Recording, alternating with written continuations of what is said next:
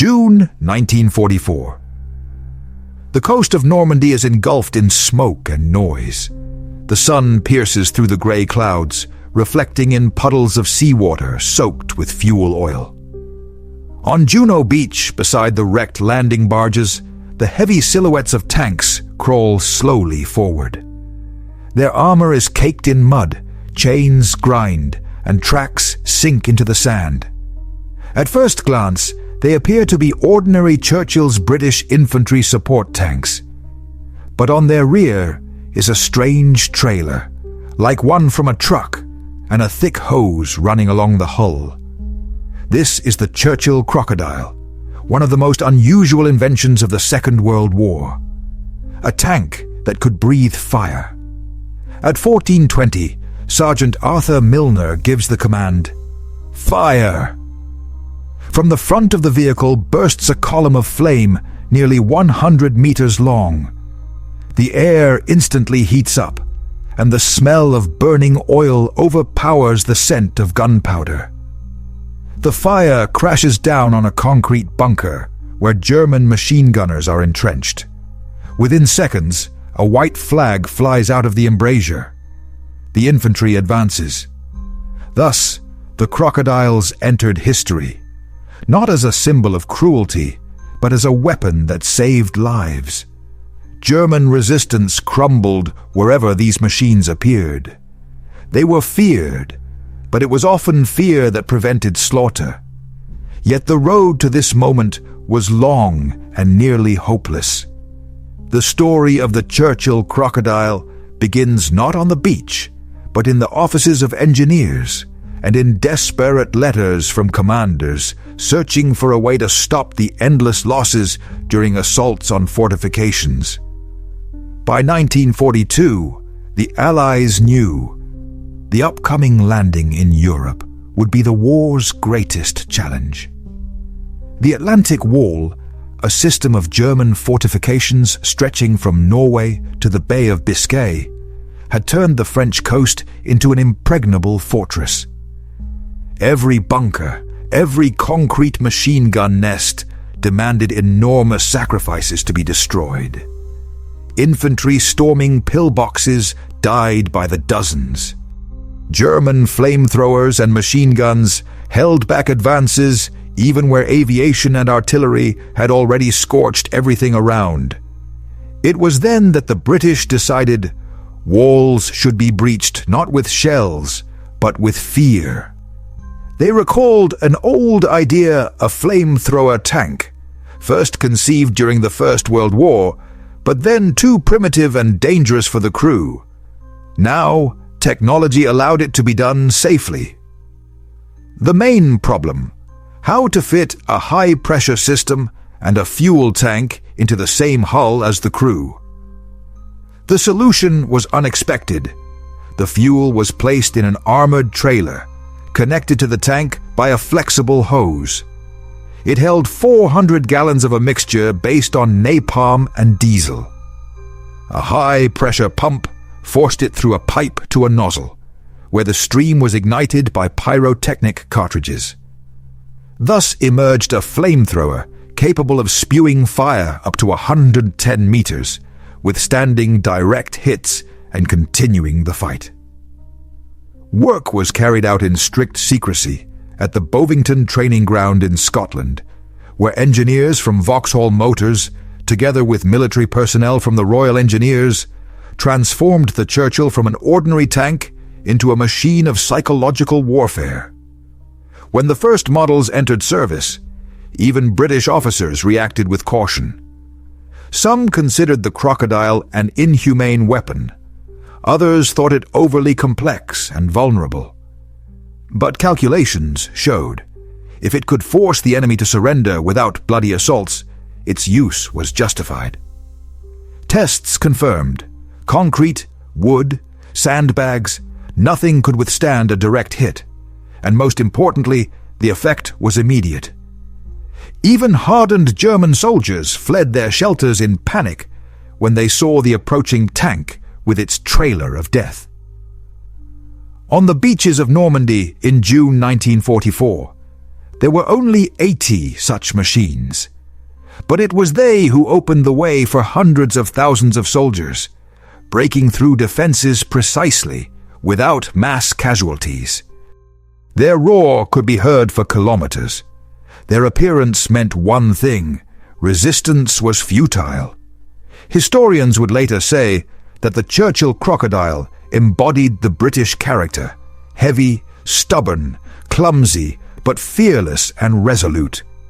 Its armor not only protected the crew, but symbolized the iron will of the country, named after the Prime Minister, who refused to surrender even in the darkest years of the war. Winter 1942. A windy night on the southern coast of England. Somewhere in the barracks of Kent County, Captain Charles Hobart of the Royal Engineers, known as Mad Hobart, is sketching something strange on a sheet of paper. A tank with a pipe from which a tongue of flame bursts forth. On his desk lies a stack of reports, photographs of destroyed fortifications, and lists of those killed in assaults. Hobart understands perfectly well: if the Allies attempt to drive the Germans out of Europe using conventional means, the cost will be catastrophic. At that time, Allied headquarters is consumed by a single question: how to storm fortified enemy positions. The experience of operations in Dieppe and North Africa has shown the Germans know how to build defenses. Their reinforced concrete bunkers withstand direct artillery hits, and their machine gun nests turn every meter of beach into a slaughterhouse. Infantrymen die before they can even exit the landing craft. The British try everything. Heavy tanks break through walls but become targets for artillery. Sappers attempt to approach pillboxes with mines, but do not survive. Even air strikes offer no guarantees. Concrete does not burn. And then a thought emerges in the headquarters, almost insane in its simplicity. If it cannot be destroyed, it can be burned.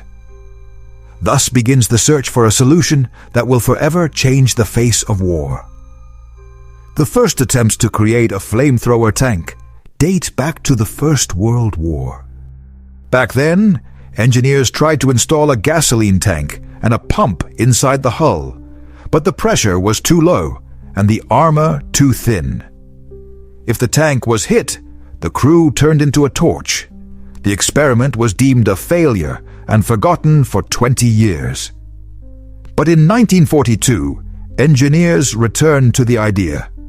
Now they have everything: powerful pumps, reliable valves, stable fuel. The only challenge is how not to turn the tank into a bomb on tracks. The solution comes from the British company Vauxhall Motors, manufacturer of the famous Churchills. One of their engineers, John Cook, proposes a brilliantly simple idea: move the fuel outside the hull. Thus, a heavily armored trailer is borne bulky but safe connected to the tank by a flexible hose. If the enemy hits it, the flames will not reach the crew. The trailer held 1,800 liters of flammable mixture. Pressure was created by compressed gas, and ignition occurred via pyrotechnic cartridges in the nozzle. In tests, the flame jet reached 110 meters, almost the length of a football field. A small group of volunteers was assembled for trials. Tanks rolled across the training ground, spewing columns of fire, burning through shields and fortifications. One observer, Captain Thomas Craig, recorded in his diary, "When the flames struck the concrete, I felt the heat even from 50 yards away. We realized, this is not a weapon, it is a warning." But deploying the crocodile was not easy. The army split into two camps. Some officers considered the use of flamethrowers inhumane, contrary to the spirit of war. Others, on the contrary, saw in it a way to save hundreds of lives. Prime Minister Winston Churchill, after whom the tank would soon be named, personally intervened in the debate. In one of the War Cabinet protocols from April 1943, his words were preserved.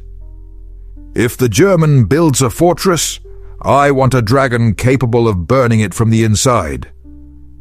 Thus the tank received a name both symbolic and menacing: Churchill Crocodile. The first models were sent to a training center in Dorset County. There, sappers and tank crews were trained in a new type of combat. Drivers practiced maneuvering with the additional trailer, gunners mastered the new aiming system, and technicians rehearsed pressurized refueling. Tests were conducted under strict secrecy. Mock German pillboxes were built on the ranges, simulating beach assaults. Due to the high temperatures, trials were held only at night. During the day, the heat intensified so much that metal began to deform. Commanders noted one effect that could not be recorded in technical specifications: psychological impact. Even seasoned soldiers participating in the training admitted the roar of the pump and the hiss of the flame evoked a primal terror. The enemy did not need to die to be defeated. It was enough to believe that death was already near. When the Crocodiles were officially adopted in early 1944, their existence was kept secret, even from the Americans. Only a few units knew they would soon receive special tanks. A global operation was being prepared, one that would become a turning point: the landing in Normandy. And it was the Crocodiles that were destined to become its fiery battering ram. June 6, 1944. A grey morning over the English Channel. The air is thick with the smell of diesel, sweat, and fear. The sea boils with thousands of ships, barges, and landing craft. Operation Overlord has begun. But among all these steel waves, a special place is held by machines never before seen in combat: the Churchill Crocodile tanks. In the misty light of dawn, they appear like monsters from another era-long slow-moving, with a heavy trailer tail resembling an iron serpent. Their commanders remain silent, forbidden to reveal the tank's unique features. Even the infantry marching alongside them does not realize they are next to a new weapon that will redefine the assault on fortifications. On a landing barge, senior mechanic Harold Brown checks the fuel valves, tightens bolts, and watches the pressure gauge, 250 pounds per square inch, all in order. His partner, Gunner Robert Doe, quietly says, "Sir, you do realize if they hit the tank..." Brown smirks. "Then we'll just light up the beach a little better." The landing begins. The first waves of infantry are cut down by the crossfire of German machine guns. Artillery thunders from the shore. Mines tear barges apart. Soldiers cling to the sand, sheltering behind debris. But ahead lies concrete, barbed wire, and steel. And then the Crocodiles roll onto the beach. One eyewitness, Sergeant Thomas Gibbs, later recalled, "We thought they were just support tanks, and then a tongue of fire burst from their mouths. A flame longer than a football field struck the pillbox, and everything inside went silent. Even the wind seemed to stop. The flamethrower worked simply and mercilessly. Gas pressure forced out a thick, flammable mixture, almost like oil, viscous and sticky. It ignited from a pyrotechnic cartridge and flew dozens of meters, turning even wet concrete into a blazing furnace. The Germans, accustomed to holding positions for weeks, abandoned them within minutes. Many never saw the flame itself, only heard the hiss and felt the heat. Panic spread faster than the fire. On Sword Beach, the Crocodiles cleared the way for British infantry, destroying more than a dozen fortifications. On Juno Beach, one tank literally burned a passage through a wall, through which an entire company then broke through. But there were losses. The heavy trailers hindered maneuverability, and a shell hit to the hose could turn the tank into a torch. Several crews died before they could escape, and yet their mission was accomplished. Beaches that were expected to hold for weeks fell within hours. Allied commanders were stunned. American officers, seeing the crocodiles in action for the first time, demanded to be given at least a few units. One wrote in a report, "If we had had these beasts in Italy, many of our boys would still be alive." The day after the landing, the British headquarters in Normandy received a brief report.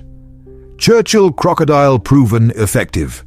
Crews request more fuel. Soldiers gave these tanks a nickname, Churchill's Iron Dragons. Their roar became the sound of the advance, and their trail of flame a symbol of a new era of combat, where psychological impact was as vital as firepower. German prisoners later admitted, "When we heard the pump noise, we knew the assault was just beginning." The flame became a weapon, not of destruction, but of coercion. It did not break walls, it broke the people inside. After D-Day, the crocodiles advanced with the infantry from the beaches of Normandy to the Rhine. They were used sparingly, fuel was precious, and the effect of the flame was considered a last resort. But when they appeared, battles usually ended quickly. Bunkers surrendered without a shot. One report from the British 79th Armoured Division stated, "No fortified position withstood 2 blasts. Many chose surrender rather than face a third." And yet, behind every victory lay heavy moral questions. Some commanders refused to use the flamethrower, calling it too inhumane. Others argued it saved lives by forcing the enemy to surrender without a fight. Hobart responded simply, "If the dragon saves the night, let the dragon live." After Normandy, the crocodiles became legend. Their appearance on the front instantly changed the atmosphere. Officers smiled with relief, enemies dropped their weapons, and infantrymen felt that behind them stood not just armor, but a force of nature itself. But this weapon had another side, the burden carried by those who pulled the trigger. In every company, there was at least one tank crewman who couldn't sleep at night after battle. They never saw the enemy, only the flame, and that flame haunted them even behind closed eyelids. In the diary of Sergeant Harold Brown, one of the first crocodile operators, there is a brief entry. "Today we burned through another bunker. The infantry says well done, we saved a lot of lads. But I wonder, did we save ourselves?" Commanders tried not to discuss the moral aspect. For the army, only one thing mattered: results. And the results were staggering. In just a few weeks, the crocodiles destroyed dozens of strongpoints, where hundreds of soldiers had previously been lost. The Germans began to fear even the sound of their engines. Intelligence reports noted that enemy infantry often retreated upon hearing the hum of the pumps without waiting for battle. Once, near the approaches to Caen, a crocodile under the command of Lieutenant Philip Morgan faced a fortification held by 20 German soldiers. It had resisted assault for 2 days. Morgan fired a single short burst. Within a minute, all 20 soldiers emerged from the bunker with their hands raised. No casualties, no shots fired. Later, Morgan wrote in a letter to his wife, "For the first time, I realized this tank doesn't just kill. It makes people choose life." But fear of this weapon was felt not only by the enemy. The British themselves treated it with caution. Crocodiles were kept in separate units. Crews constantly checked the equipment, afraid of fuel leaks. In camps, they were parked away from other vehicles, as if people feared they might ignite even in their sleep. Mechanics joked, "Even our cigarettes burn faster." And although the flame of these tanks saved lives, it also left invisible burns, not on the body, but on the soul. After Normandy, the crocodiles took part in battles for Falaise, Belgium, the Netherlands, and even in the breach of the Siegfried Line. They were used to clear fortified villages, bunkers, and caves. In some places, Germans raised white flags at the mere sight of the trailer with its hose, the symbol of fire from which there was no hiding. American units observing the crocodiles in action soon requested their own versions of flamethrower tanks. Thus were born the Sherman Crocodile and the Zippo less powerful, but based on the same principle. However, at the end of the war, the British government faced a difficult question: what to do with this weapon after victory? Debates broke out in headquarters. Some generals proposed keeping the crocodiles in service. New conflicts might lie ahead. Others demanded they be retired, calling them a weapon too terrifying for peace. One of those advocating disarmament was General Hobart himself. He wrote, "We created a monster, but it saved thousands. Now let it sleep." And indeed, after 1945, the crocodiles disappeared from the front lines. Some were scrapped, others sent to museums. One tank still stands in the Imperial War Museum in London. On its armor, traces of soot remain, like a memory that even in iron there is a shadow of fire. Visitors often pass by, not noticing the trailer behind the hull. But those who know the story pause and read the plaque, Churchill Crocodile, a weapon that made flame serve life. And perhaps this is the central paradox of Hobart's invention and his engineers. They created a tank capable of burning through bunkers and walls, but ultimately taught humanity to fear not fire, but the very idea of inhumanity. Their iron dragons brought destruction in order to restore peace. After the war, the Churchill Crocodile tank became more than just a weapon. It became a lesson, a warning that technical genius is capable of creating both wonders and horrors in equal measure. The British War Office collected reports from the front, analyzing the machine's effectiveness. The numbers were indisputable. More than 80% of fortifications that could not be taken by artillery surrendered after the appearance of the crocodiles. But within those same reports appeared words like moral weight. The army had won, but not all of its tank crews returned with their souls intact. The engineers who helped develop the flamethrower system were varied in character. Some were proud, others preferred not to remember.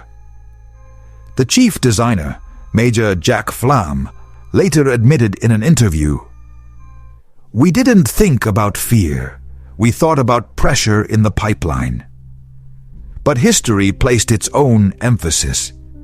The crocodile entered textbooks not as a hellish machine, but as a technological breakthrough, a testament to British engineering's ability to turn any idea into reality, even one that radiated the heat of hell. After the war, the remnants of the Flaming Corps, the units that operated these tanks, were disbanded. Some machines, deemed unsuitable for decommissioning, were transferred to research institutes. By studying the fuel delivery system, engineers at the Ministry of Defense developed new generations of high-pressure firefighting systems and industrial pumps. The irony of fate, a weapon built to burn, ended up helping save lives in peacetime. And Hobart, the visionary general once considered mad, became a legend. He was seen as the man who managed to arm imagination. He did not invent flamethrowers, but he insisted on their integration into armored vehicles, personally oversaw the trials and defended the project against skeptics. In one of his letters to the engineers, he wrote, "We do not build machines for destruction. We build a bridge between the impossible and the necessary." That phrase entered the history of the Royal Engineers. In post-war Britain, attitudes towards the crocodile were mixed. To veterans, it remained a savior. To historians, a dilemma. To engineers, a milestone. When the Cold War began in the 1950s, the British revisited the idea of flamethrower systems, but in a different context.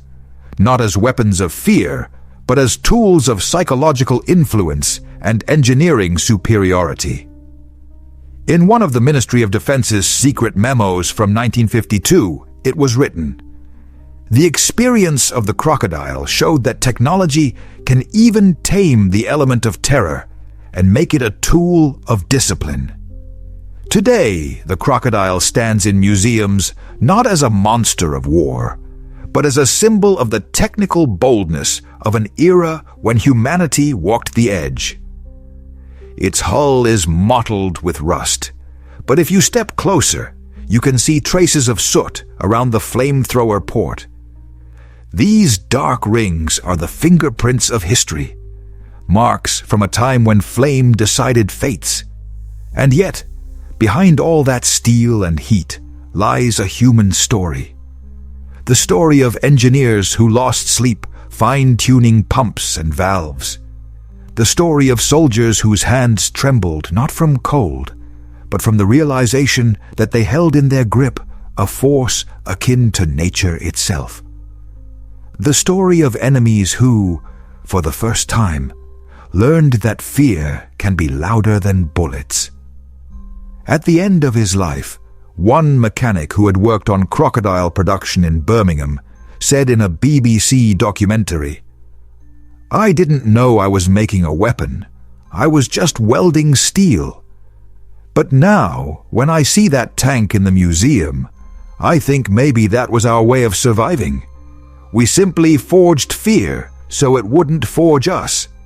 The flame of the crocodile has long since gone out, but its light remains. It burns in textbooks, in museum halls, in the memory of those who understood. True power lies not in fire, but in the mind that knows how to tame it."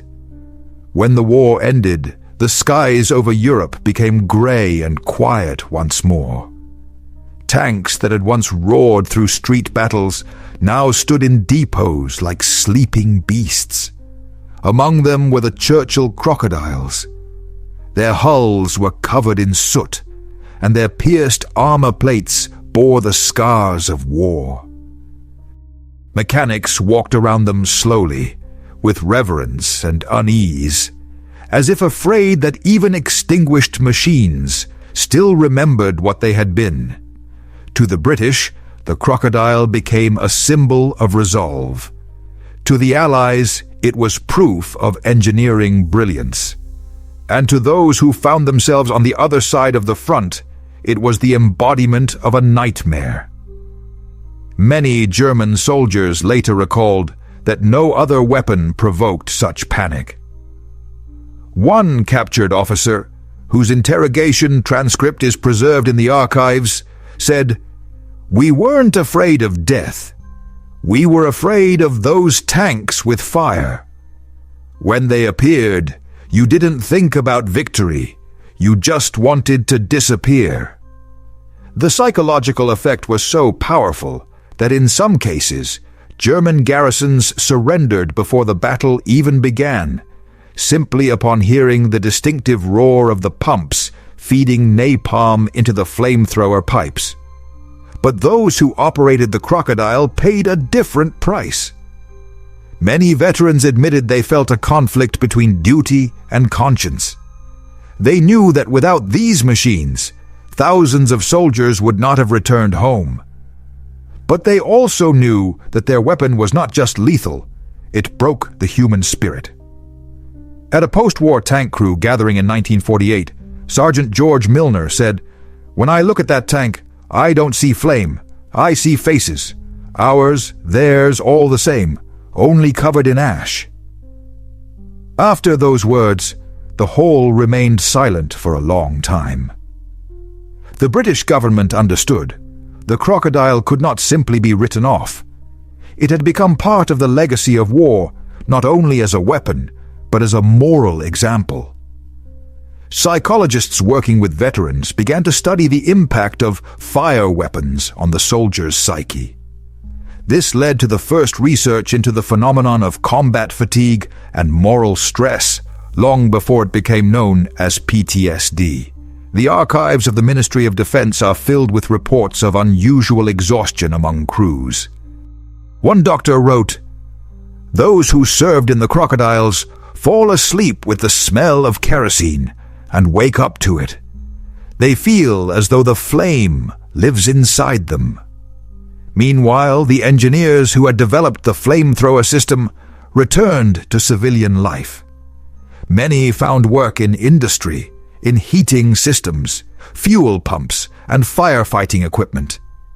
Technology born for war gradually transformed into technology for saving lives. The same principles of high-pressure fluid delivery used in the crocodile later formed the basis of Britain's first industrial firefighting systems. The fate of these engineers became a metaphor for the times. Weapons turned into tools of peace, and flame into the light of a lamp illuminating the future. And yet, the question remained, can one be proud of a machine that won through fear? Historians still debate this. Some argue that the crocodile was necessary. It saved Allied lives and hastened the end of the war. Others say it crossed a line, where effectiveness erases humanity. In the 1960s, as Britain marked the 20th anniversary of victory, a restored Churchill crocodile was placed on display in a military museum in Bovington. The plaque read simply, "Instrument of Fire, a symbol of courage and contradiction." Visitors stood silently. Some took photographs. Others ran their fingers over the steel cold, yet seemingly holding the heat of lived time. One boy asked his father, a veteran, "Dad, was this tank a good one?" The father was silent for a long time, then replied, "It was necessary." And perhaps that is the most accurate definition for everything created during war. Not good, not evil, just necessary. Because sometimes survival demands decisions that can neither be justified nor forgotten. After Germany's surrender, it seemed that the Churchill crocodile would vanish along with the echoes of explosions and the smoke of burning cities.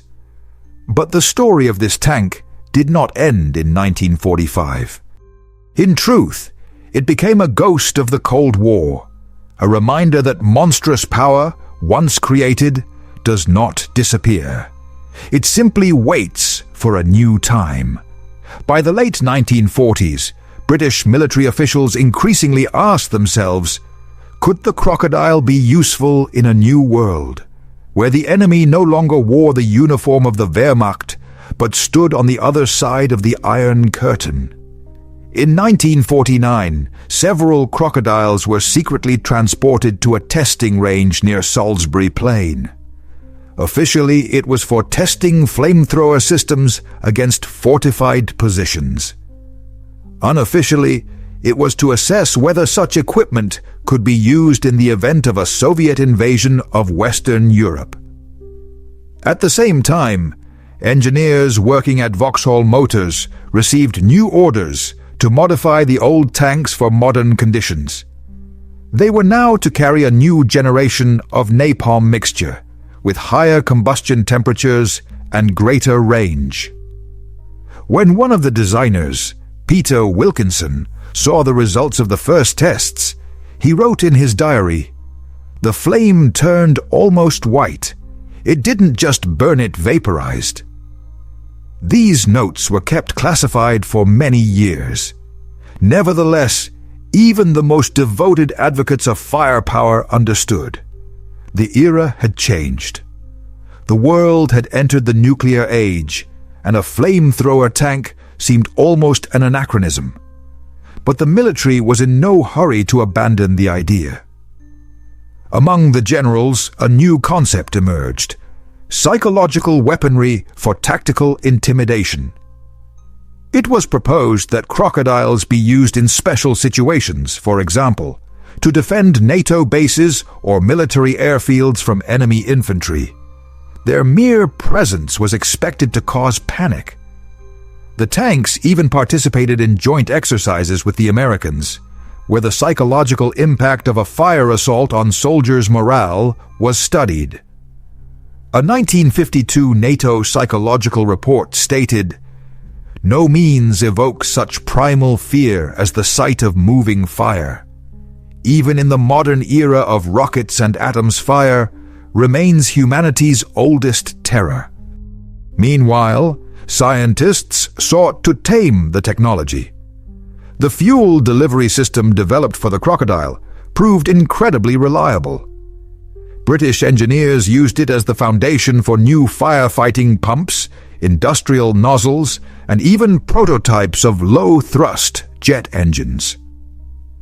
Thus, the legacy of the flame tank gradually flowed from the military into the civilian sector. Many engineers later admitted to feeling conflicted, as though they were washing the flame of its past. One of them, John Livingston, said in a 1968 interview, "We built a mechanism that killed, and now it saves lives. Maybe that's redemption." Meanwhile, the real crocodiles slowly faded into history. By the early 1960s, they were withdrawn from the British Army. Some were decommissioned, others scrapped, but a few were preserved for museums and testing. One was sent to Australia, another to France, and a third remained in Bovington, where it was occasionally brought to life for demonstrations. When veterans came in 1967 to see their tank roar once more and shoot a jet of fire into the sky, many could not hold back tears. It was not a memory of glory, but a farewell to a monster that had once saved them, yet left a permanent mark on their conscience. Interest in the crocodile flared again in the late 1980s, when war historians began studying the role of moral technology's weaponry, designed not only to destroy, but to suppress. At that time, the Churchill crocodile became the subject of university research, documentaries, and even philosophical debates. Professor of military ethics Jonathan Wells said in one of his lectures, "This tank is a mirror of man. In it, we see how far we are willing to go for victory. It is not a symbol of cruelty, but a symbol of choice." Today, the crocodile stands in a museum, motionless, yet alive in memory. On its armor are the polished fingerprints of visitors, worn smooth by time. Each person sees something different in it. Engineers, a brilliant solution; historians, evidence of an era; and veterans, the fire that once burned too close. And perhaps that is why the crocodile remains not just a machine of war, but a metaphor for humanity capable of turning destruction into progress, but never allowed to forget the price at which it comes. History rarely follows straight lines. It twists like a river, and often what was created for destruction becomes the foundation for creation. So it was with the technology of the Churchill crocodile.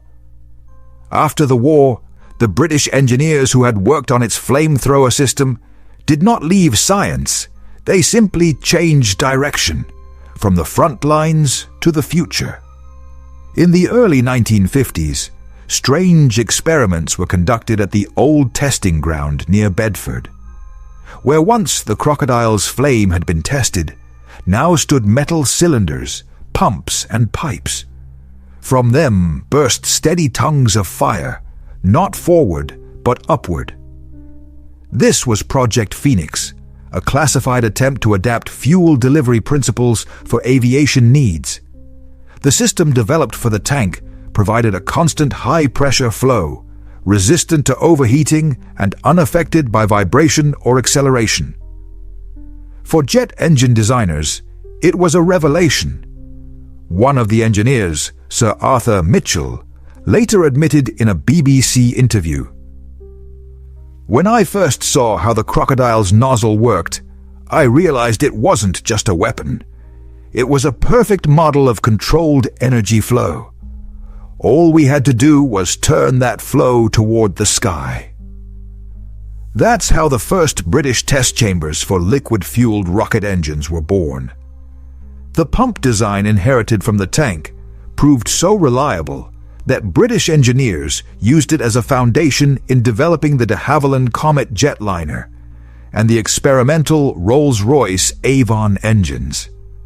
One could say that in every jet flame of the 1950s burned a faint reflection of the crocodile. But the tank's legacy didn't vanish on the ground either. In 1955, a group of engineers in London, inspired by the flamethrower system, created a new type of firefighting equipment. It could project foam and water over dozens of meters with remarkable precision and stability. These systems were later used on oil platforms, airfields, and in tunnels. When the engineers filed for a patent, they noted, ironically in the system prototype field, Churchill Flame Projector, 1944. A technology born for war was now saving lives, yet the crocodile left its mark not only in engineering, but in culture. In the 1960s, British filmmakers began producing documentaries about World War II, and every time the crocodile appeared on screen, the audience fell silent. The tank became a symbol of resolve and desperation, a representation of a time when engineers invented under the pressure of fear and hope. One veteran, George Madison, said, "When I look at it now, I don't see a monster. I see effort. People who wanted to survive and save others. Sometimes the price is too high, but that's what it means to be human. We pay it to live." Today, researchers of World War II technology often call the crocodile a transitional linker machine, standing at the boundary between two eras. It was both a beast of the old war and a harbinger of new engineering thought. Without it, many technologies for liquid fuel delivery, pump systems, and pressure stabilization used today, from SpaceX rockets to skyscraper fire suppression systems, might never have emerged. When museum staff at Bovington prepared the crocodile for restoration in 2015, one of the engineers, a young man named Toby Clark, said in an interview, "We're cleaning its armor, but we're not erasing its memory. Every bolt holds a story, and it's not about war. It's about how humanity can learn from the terrifying." Thus, the Churchill crocodile, once born of fire, became a symbol of transformation. From fear came knowledge, from weaponry technology. And now, when a jet engine carries an aircraft above the clouds, somewhere deep in its metallic heart lives the echo of a tank's roaring flame, which once saved lives and later lit the way to the future.